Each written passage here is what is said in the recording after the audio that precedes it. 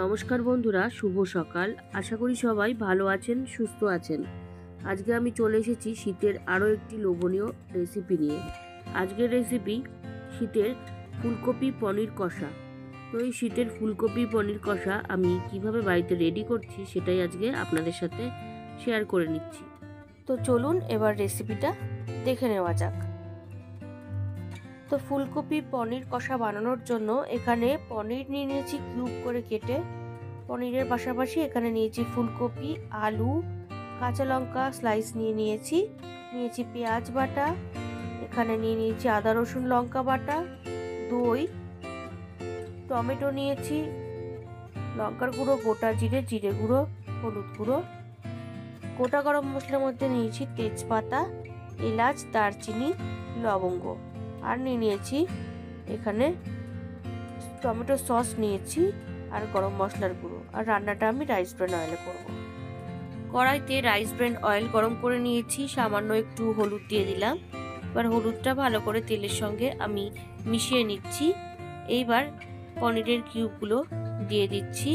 পনিরটাকে একটু হালকা লাল করে আমি ভেজে নেব, খুব বেশি ডিপ করব না, মোটামুটি আমি ভেজে নেব। তো দেখুন এবার পনিরগুলো দিয়ে দিয়েছি। এবার হালকা করে আমি একটু পনিরগুলোকে নেড়ে দিচ্ছি।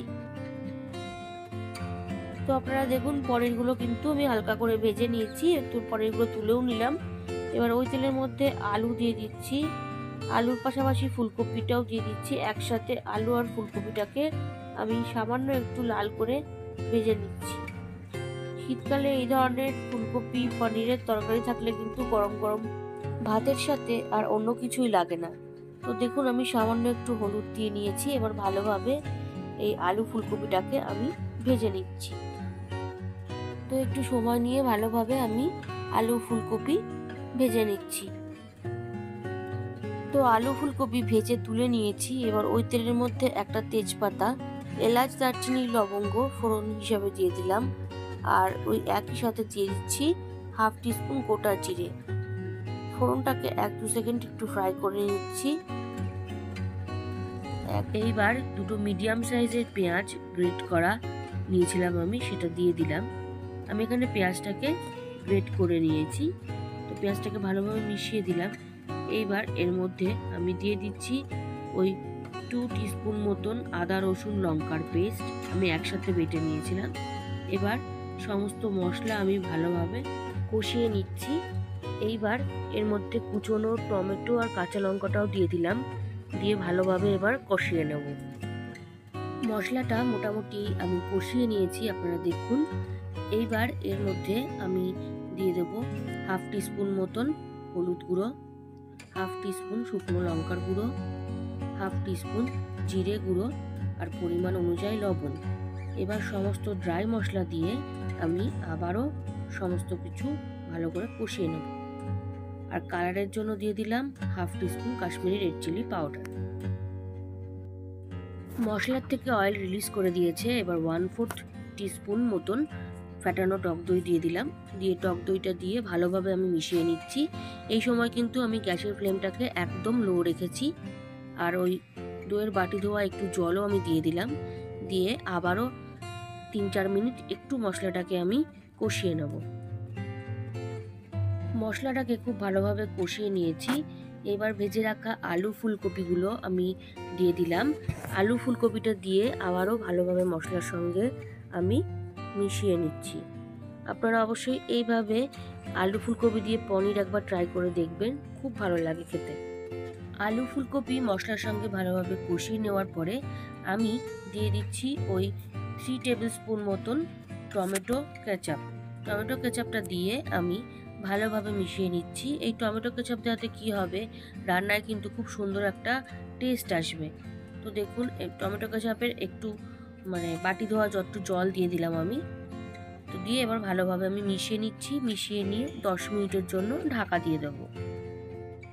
10 মিনিট হয়ে গেছে, আপনারা দেখুন আলু ফুলকপি কিন্তু খুব ভালোভাবে সেদ্ধ হয়ে গেছে, আর খুব সুন্দর একটা কালার এসছে, আর খুব সুন্দর গন্ধও বেরোচ্ছে। এইবার এর মধ্যে আমি দিয়ে দিচ্ছি ওই 1 কাপ মতন গরম জল, কারণ আমি গ্রেভি বেশি রাখবো না, তাই জন্য আমি জলের পরিমাণটাও কম দিয়েছি। তো তো জলটা দিয়ে ভালোভাবে আমি মিশিয়ে নিলাম। মিশিয়ে নিয়ে আরও 5 মিনিটের জন্য আমি চাপা দিয়ে দেবো। 5 মিনিট হয়ে গেছে, ফাইনালি আমি চেক করে নিচ্ছি। আপনারা দেখুন আলু ফুলকপি একদম রেডি হয়ে গেছে।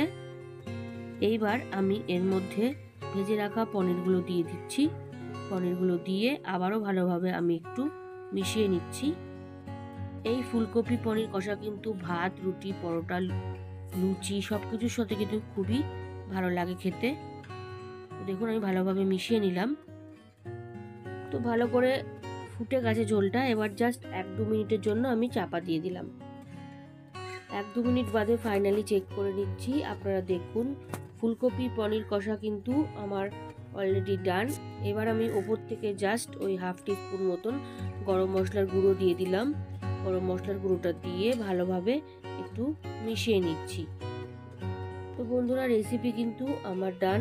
এবার আমি এটা গরম গরম সার্ভ করব। আজকের রেসিপি শীতের ফুলকপি পনির কষা কিন্তু আমার রেডি। ভালো লাগলে বাড়িতে অবশ্যই ট্রাই করবেন ও টেস্টের আনন্দ নেবেন। তার পাশাপাশি লাইক, শেয়ার, কমেন্ট করতে ভুলবেন না। আর নতুন বন্ধুরা যারা এখনো পর্যন্ত আমার চ্যানেলটিকে সাবস্ক্রাইব করেননি, তারা আরও ভালো ও নতুনত্ব রেসিপির জন্য রান্নার রহস্যকে অবশ্যই সাবস্ক্রাইব করবেন। ধন্যবাদ।